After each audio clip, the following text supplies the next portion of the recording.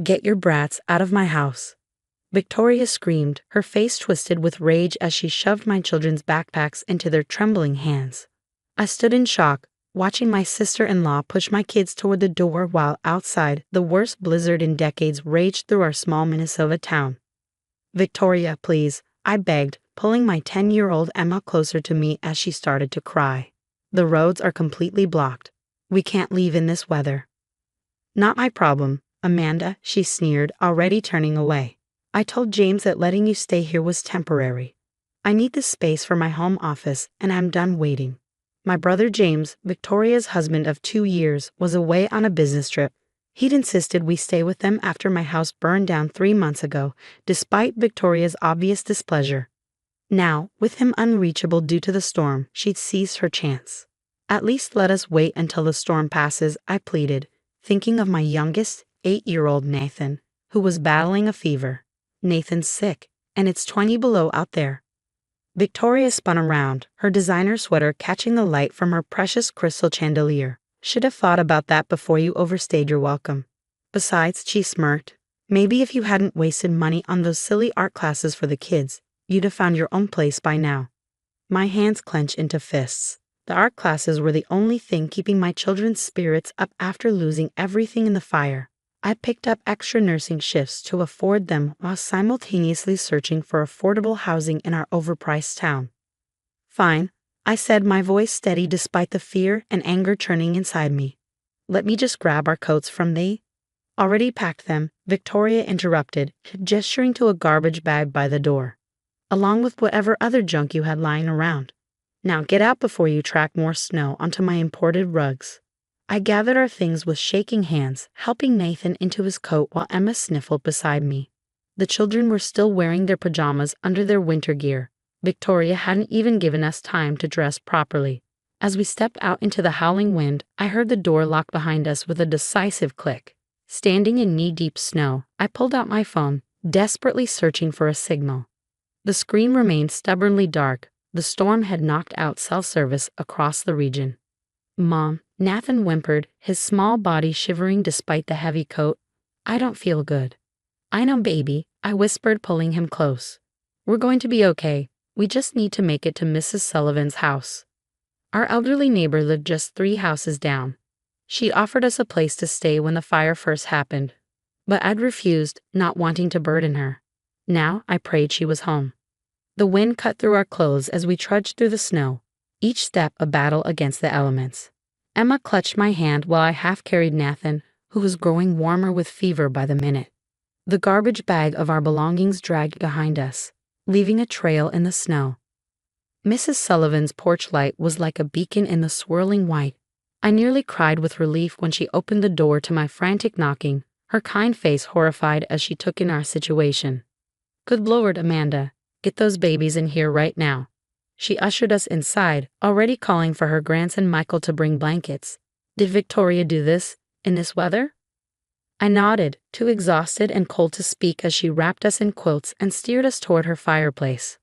Michael, who was staying with her during the storm, appeared with hot chocolate and concerned eyes. "Nathan's burning up," I managed to say, my medical training kicking in despite my exhaustion. "Do you have any children's Tylenol?" "In the bathroom cabinet," Mrs. Sullivan assured me. "Michael, help Amanda get the children settled in the guest room. I need to make some calls." The next few hours passed in a blur of fever checks, warm baths, and quiet tears. Emma finally fell asleep curled against my side, while Nathan's fever slowly responded to the medication. Mrs. Sullivan insisted we take her guest room, brushing aside my weak protests. "Did you call the police?" Michael asked quietly after the kids were asleep. "What Victoria did. That's got to be illegal." I shook my head. James gave her legal rights to evict us. The house is in her name, a wedding gift from their parents. The bitter irony wasn't lost on me. My in-laws had always favored their son and, by extension, his wife. "Still," Mrs. Sullivan interjected, her usually gentle voice hard with anger, "there are laws about evicting children in dangerous conditions. When the storm passes, we're calling someone." I didn't have the energy to argue. Instead, I checked my phone again, hoping for a signal. Still nothing. James was probably still blissfully unaware in his warm Chicago hotel room, believing his perfect wife was taking good care of his sister and nieces. Try to rest, Mrs. Sullivan urged, patting my hand. Tomorrow's another day. But as I lay awake that night, listening to the storm howl outside and my children's congested breathing, I made a decision. This wasn't just about me anymore. My children deserve better than to be treated like unwanted baggage, cast aside at someone's convenience. I've been too nice, too understanding of Victoria's adjustment period to having us in her space. I'd overlooked her snide comments, her subtle digs about my parenting, her not-so-subtle hints about us leaving. I believed James when he said she just needed time to warm up to us. No more. Tomorrow, when the storm cleared, I would start making calls. Not to the police, but to the hospital administration where I worked. They'd been trying to convince me to take a position at their new facility in Minneapolis. I'd been hesitant to uproot the kids, but now it seemed like exactly what we needed. Victoria wanted us gone. Fine. But she'd learned that actions have consequences and karma has a way of coming full circle. Little did I know just how true that would prove to be.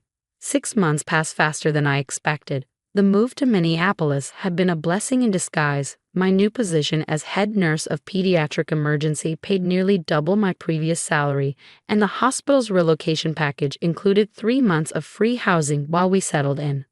Emma and Nathan thrived in their new school, making friends quickly and continuing their art classes at a local studio. The light had returned to their eyes, though they still had nightmares about that stormy night. Sometimes I'd find them curled up together in one bed, seeking comfort in each other's presence. I hadn't spoken to Victoria since that night, though James had called repeatedly once the storm cleared. His messages ranged from apologetic to angry, insisting I was overreacting by moving away. Victoria was just stressed, he'd claim. She didn't mean it. Come back, we can work this out. I blocked his number after the 10th call. Mrs. Sullivan kept me updated on the local gossip. Victoria had apparently transformed my old room into her Instagram-worthy home office the very next day, posting photos of the renovation as if nothing had happened. She'd even captioned one picture, finally getting rid of the clutter. #blessed #fresh start. The clutter being my children's belongings that she'd thrown into garbage bags. Then came the call that changed everything. I was reviewing patient charts when my phone buzzed with an unfamiliar number. Something made me answer instead of letting it go to voicemail. Amanda. Victoria's voice was barely recognizable, stripped of its usual condescension. Please don't hang up. I remained silent, letting her squirm. I need your help, she continued, her voice breaking. Everything's gone wrong. James left me, the house is being foreclosed, and I have nowhere to go. I leaned back in my chair, memories of that snowy night flashing through my mind. That sounds like a personal problem, Victoria. Please, he begged. Your brother, he's been gambling. He lost his job months ago but kept it hidden from me. He took out loans against the house, maxed out all our credit cards. When I finally discovered everything, he just left, disappeared. The bank's giving me until the end of the week to get out. And this concerns me how. My voice was ice cold. I heard you're doing well in Minneapolis. That you have a big house now. She paused, and I could practically hear her swallowing her pride. I need a place to stay, just until I figure things out. I have nowhere else to go. The irony was almost poetic. Let me get this straight, I said slowly. You want to stay with me? After you threw my sick children out into a blizzard? I know what I did was terrible, she whispered. I was horrible to you and the kids, but I'm desperate. Please, Amanda, I'm family. I thought about Emma and Nathan, how they'd shivered in the snow while Victoria locked the door behind us. How Nathan's fever had spiked dangerously high that night. How my children had cried themselves to sleep in a stranger's house, confused and frightened. Family? I laughed, but there was no humor in it. You know what's interesting, Victoria? The night you kicked us out, I begged you to let us stay until the storm passed. Do you remember what you said? Silence on the other end. You said it wasn't your problem. Well, guess what? Your problems aren't mine either. Amanda, wait. I have to go. I cut her off. I need to pick up my kids from their art class. You know, the one you said I was wasting money on. Turns out Emma's quite talented. She just won a regional competition. The prize money is going into her college fund. Please, he tried one last time. I have nowhere else to go, no family, no friends. Everyone turned their backs on me after what happened with James. I thought about the garbage bags she'd thrown our belongings into, the smirk on her face as she locked us out. Then I thought about what my mother would have done in this situation. She'd raised me to be kind, but she'd also taught me about self-respect. Actually, I said, I do have a suggestion for you. Call Mrs. Sullivan. She runs a women's shelter now, helped me get back on my feet after the fire. Before you so graciously offered us your spare room. Tell her I sent you. She helps people in crisis situations find temporary housing and job training. Victoria's breath caught. A shelter. But I can't. You can't what? Stay in a shelter. Why not? Is it beneath you? I kept my voice level. It's that or your car, Victoria. Your choice. But my home? That's not an option. Not now, not ever. I understand, she whispered, defeat heavy in her voice. I'm truly sorry, Amanda, for everything. I believe you are, I replied, now that you're the one in need. Goodbye, Victoria. Good luck with everything. I hung up before she could respond, my hands shaking slightly as I set down the phone. Part of me felt guilty. I'd been raised to help family in need. But a larger part remembered my children's tears, their confusion about why their aunt hated them so much. My phone buzzed again, a text from Mrs. Sullivan. Victoria just called, said you referred her. Don't worry, we'll help her get back on her feet, but we'll make sure she learns some valuable lessons along the way. Those who can't show kindness shouldn't expect to receive it freely. Kiss the kids for me, love Jane. I smiled, imagining Victoria's designer clothes and manicured nails in the shelter's dormitory. Maybe this would teach her the humility she so desperately needed. Maybe she'd learn that treating people with kindness wasn't optional, it was an investment in your own future. But that was her journey to take, not mine. I had a life to live, children to raise, and no room in my heart for toxic family members who only remembered my worth when they needed something from me. Looking at the clock, I realized it was time to pick up the kids. Emma would be excited to show me her latest artwork, and Nathan had a science project he wanted to discuss. These were the moments that mattered, not dwelling on those who tried to break us, but celebrating how much stronger we'd become. As I gathered my things to leave, I couldn't help but think that sometimes the best revenge isn't about getting even, it's about getting better. 1 year later, I stood in my kitchen preparing Sunday breakfast when Emma called out from the living room. Mom, Aunt Victoria is on the local news. I walked over, wiping my hands on a dish towel, to see Victoria being interviewed outside Mrs. Sullivan's shelter. She looked different. Gone were the designer clothes and perfectly styled hair. Instead, she wore simple business casual attire, and her face carried a humility I'd never seen before. After receiving help from the shelter last year, Victoria was saying, I realized I needed to give back. Now, as a new program coordinator, I help other women rebuild their lives. It's taught me that everyone deserves kindness and second chances, even when, especially when, they think they're above needing help. Nathan looked up from his spot on the couch. Is that the same aunt who made us leave in the snow? Yes, honey, I replied, watching Victoria describe the shelter's new initiatives. People can change, sometimes for the better. Later that afternoon, my phone buzzed with a text from Mrs. Sullivan. Victoria's done well here. Started as a resident, worked her way up, really transformed herself. She's asked about you and the kids a few times. Never pushed, just wanted to know if you were doing okay. Thought you should know. Love, Jane. I sat with that information for a while, remembering the frightened, desperate woman who'd called me a year ago. The one who'd learned the hard way that karma comes full circle. A week later, an envelope arrived in the mail. Inside was a handwritten letter. Dear Amanda, Emma and Nathan, I saw your Christmas card photo on Mrs. Sullivan's desk. The kids have grown so much and you all look so happy. It made me realize how much damage I caused, trying to keep up appearances while tearing apart real family bonds. The night I kicked you out was the worst thing I've ever done. I know saying sorry isn't enough, but I am truly, deeply sorry. The person I was then, entitled, selfish, cruel. I don't recognize her anymore. I don't want to. Living at the shelter, hearing other women's stories, it changed me. Made me see how privileged and petty I'd been. Every night, when new residents arrived scared and hopeless, I remember you standing in that snowstorm with your children.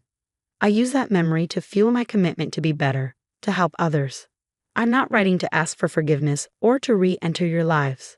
You've built something beautiful without me, and I respect that. I just wanted you to know that losing everything helped me find myself, and in some way, I have you to thank for that.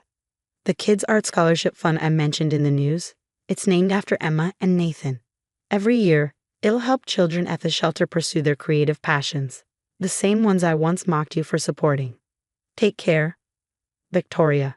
I folded the letter carefully, thinking about cycles of hurt and healing, about how sometimes people need to lose everything to understand what really matters. That evening, as I watched Emma help Nathan with his art project, a family portrait for his school's exhibition, I made a decision. I picked up my phone and typed out a message. Asterisk Victoria, thank you for your letter. The scholarship fund is a wonderful idea.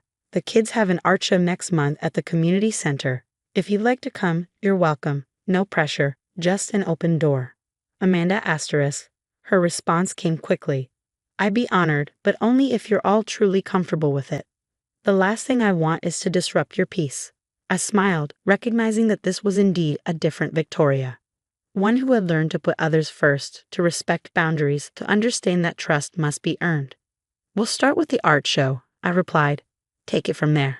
Later, tucking the kids into bed, Emma asked about the letter. Are we really going to let Aunt Victoria come to our show?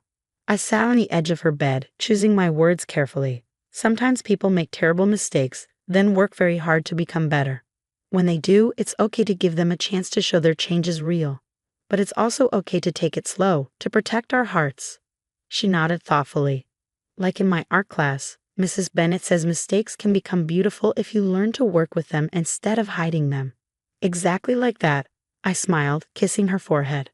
As I turned out the lights, I thought about second chances and fresh starts, about how sometimes the worst storms can clear the way for new growth. Victoria would never again be the person I trusted with my children's safety, but maybe she could become someone different, someone who understood the value of kindness, the weight of consequences, and the true meaning of family. After all, the best revenge isn't just about getting better. Sometimes it's about making the world a little better too.